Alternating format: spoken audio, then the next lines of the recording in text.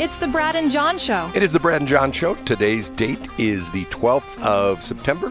It is a Friday, and this is the Charlie Block, the C Block. The reason I mentioned the date is because a lot of people listen to us live on 104.5 KSLQ and on streaming as well, too. But people listen in the future, I think it's always a good idea they know when this show was originally done so things will become clear in historical context. How's that, John? That sounds great. Okay, update on my school teacher friend who was not happy with me because we did not talk about the school shooting in Denver. Another friend who has a friend who lives literally right up the street from the high school sent me pictures yesterday. This happened on Wednesday, the same day as the Charlie Kirk shooting. And they're still investigating it as yesterday. And the complication on that was that they had 3 students who they found shot. They knew when the police showed up. They had 3 students who they found shot, and they did not know who the shooter was. They at first thought the shooter was still at large in the school. They shut down the school, then evacuated the school, took the students out in buses and things like that. And one of the 3 students who was shot was the shooter and was alive at the time, but has died due to self-inflicted gun wound. But they didn't know that at the time. And, you know, this is just, when you and I went, I mean, John, there's like a big block of time between when you went to school and when I went to school. Did this ever happen anywhere when you were in school? Now, hold on. When did you graduate? I graduated in 96. No, so that was years before Columbine happened. So when was Columbine? Wasn't Columbine in the 90s? I would say 99. It was late. I was in college when Columbine happened. Okay, and if you don't know what we're talking about, Columbine was probably the first of the horrendous school shootings where the 2 nutbags went, and that was in that's a suburb of Denver, wasn't it? Wasn't that like in correct? Yep. In Centennial Denver or something like that, or whatever or Centennial Columbia or Colorado, and that was probably the one that just got everybody's eyes wide open. Like, oh my God, weren't there like 19 people killed or something like that? Yeah, it was a whole lot, Brad. I'm going to look it up real quick and see if I can find the exact date on that. And the reason I got started called out by my teacher friend was that I didn't mention this, and obviously she thought it was important because of the fact. But once again, it's hierarchy. Columbine High School massacre, you're right, 1999. April 20th, 1999. 13 students and 1 teacher. 10 were killed in the school library where Harris and Klebold subsequently died by suicide.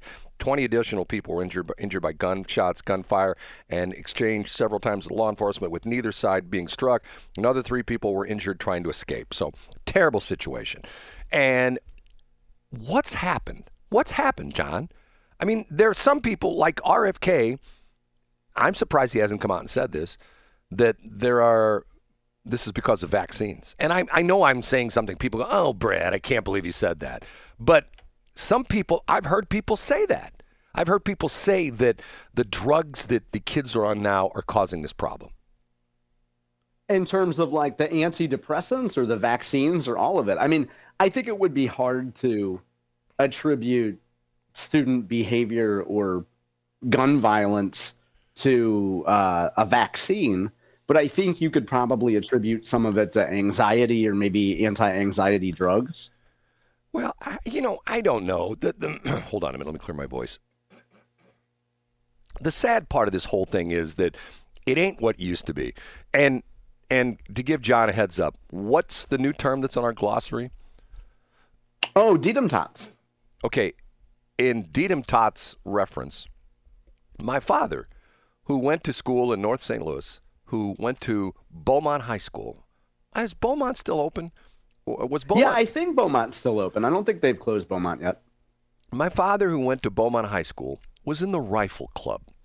And one day a week, they had target practice in like an attic type of part of the building. Was like, I think Beaumont was like a 3-story building, and they had like an attic. And one day a week, my father in North City walked to school with his rifle. Walked the streets of North St. Louis to Beaumont High School, put his rifle in his locker, and after school was over, the teacher, who was the sponsor of the rifle club, would bring all the boys, and it was all boys at the time, would go upstairs in the attic, and they set up targets, and they would shoot their rifles at Beaumont High School. John, can you see a little problem with that today? Yeah, I would see so. I think there would be a lot of protests. I think there would certainly be a progressive parent that would instruct their child and maybe even ghostwrite a letter for their child and put it in the Post-Dispatch that said, "We stand united against gun culture." Yeah, you could never have that today, Brad. You know, I remember when my dad first told me that story, and I was a young guy at the time, and I said, "Dad, you went to school with your rifle?" "Oh, yeah, you walked to school, and I walked down the street and had my rifle with me." And I'm going like, man, even like when I was a young guy, I found that like unbelievable. Now, the crazy part of that is how things have changed. And to a certain extent, I don't know if you know this or not, John, and you might know this because you had the big background with agriculture and stuff like that. And they call it different things at different schools, but in the rural schools, they have the day and it's usually boys, but now they have girls as well too. How do they come to school, John? Do you know what I'm talking about? They come to school in their tractors. Yeah, they have like a tractor parade. Exactly. They come to school on their tractors. Yeah, it's a big deal in some communities. Yes, it's a huge deal. And to the point where they have a big day, and don't they have like agricultural events that revolve around that, and they have various speakers and things like that? Isn't that part of the deal? Yeah, for sure. And in fact, part of that is FFA and 4-H in different communities. And every year, generally, the governor of Missouri will symbolically take part in that, and the director of agriculture, and they'll support. And forgive me here, I'm not sure if it's FFA, Future Farmers of America, or the 4-H group, but yeah, it's a big deal. Yeah, and I used to see it at Borgia. Used to have this in Washington, and I always thought it was fascinating because you'd see Tractor Day when you'd see the kids come to school. They'd be coming down 5th Street on the way to High Street to cover the Borgia. I go at first I go, what's that? Oh, it's Tractor Day, and I'd go over to the parking lot and look at all the tractors. I thought it was really cool. And you would lay on your horn and say, "Get out of the way! I got places to go." No, I wouldn't. It's just like John, and I'll give a plug for his farm show. What was that? 2 or 3 weeks ago, you had the lady on who was the teacher in Washmo School District. What was her name again? Yeah, that's exactly right. And that's Kaylin Bade. She teaches at Washington Middle School. Right. And you had her on, and she's talking about the courses and things like that they teach in school. And one of them was, and I know people are going to find this interesting because some people go, "I can't believe they do it in high school." She was also one of the classes, one of the things they taught was butchering, correct? Butchering, Brad. Butchering. Right. Literal butchering. Right. And to the point where most people go like, okay, hold on a minute, especially if you're like a city dweller or a county dweller. I mean, to the point where you and I mean, can you, in your high school curriculum, if they had a butchering class, well, I'm going to say that because you went to East, but I'm not going to say anything. Don't say anything, John, because I know what you're going to say. No, I would just say that the ability to properly use the shank was a key skill in the halls in Student Street and Locker Bay at Hazel East. How did I know that was going to turn into that? How did you know, Brad? How did I know? It's like we've done a show together almost every day for 2 years. Yes. And there's still things that John comes up with. No, I just find that fascinating. And to the point where sometimes we get, I mean, John, I've talked about this before. And by the way, I have to tell you, are you going to interrupt yourself 3 times in a sentence, Brad? I'm going to interrupt myself right now because I had it written down and I keep missing it. John, yeah? You have, I think your property value went down appreciably yesterday. Oh, no, what happened in Chesterfield? In Chesterfield, 2 things happened yesterday.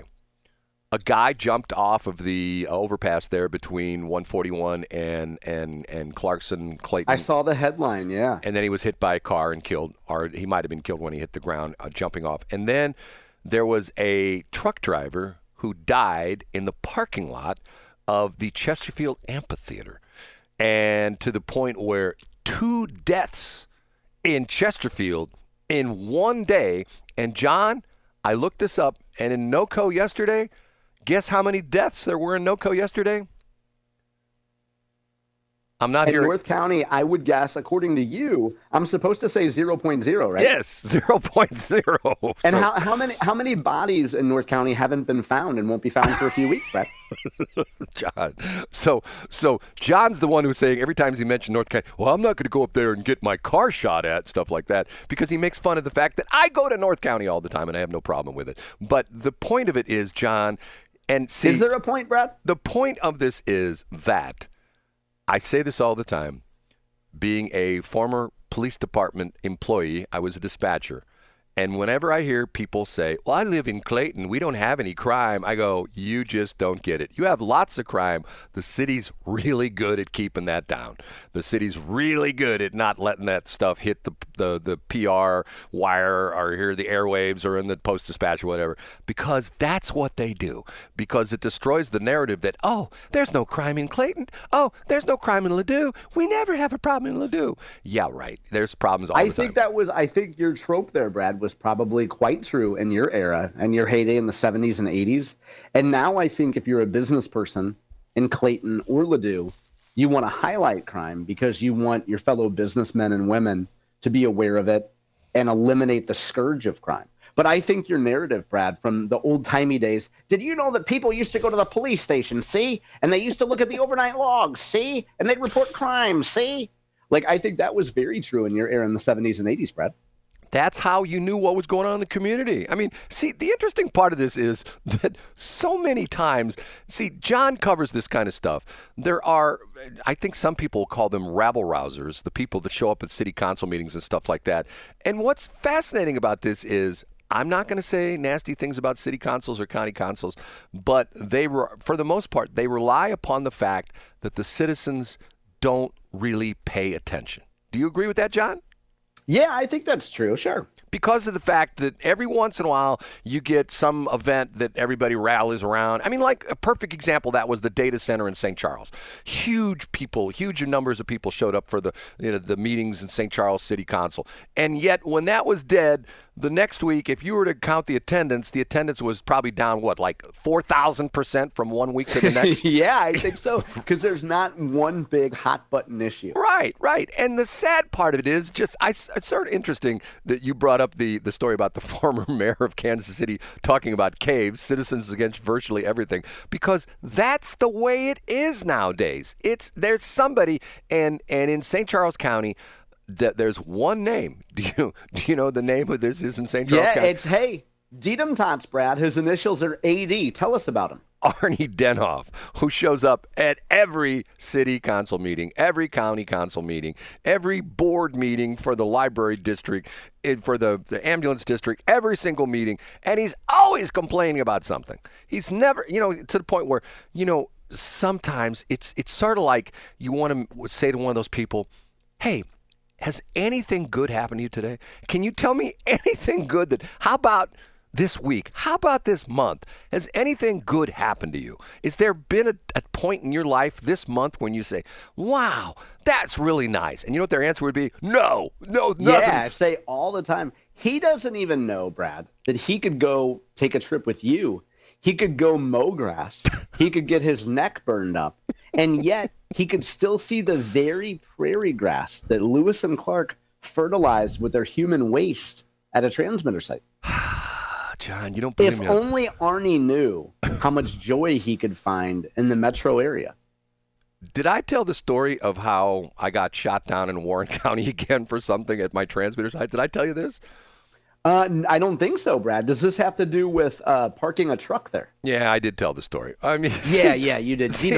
Once again, you can't do anything. And the crazy part of this is I don't understand it. See, now, I would think if I was a developer and I wanted to really, really, really sell out a subdivision in a hurry, I would form, buy some ground and get ready to put the subdivision in.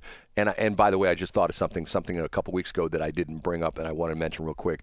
I would advertise on the radio, of course. Hi, I'm Jim Smith, and I'm developing the new Brad Acres. And this is in tribute to our longtime radio friend who passed away when his tractor blew up at the transmitter site, Brad Acres. And the most important part of Brad Acres is no HOA. Yes, you heard me right. No HOA. You don't want that Karen knocking on your door complaining that your flowers are not the right color. You don't want to be knocking on the door because you put shutters on your house. You're not supposed to have shutters on your house.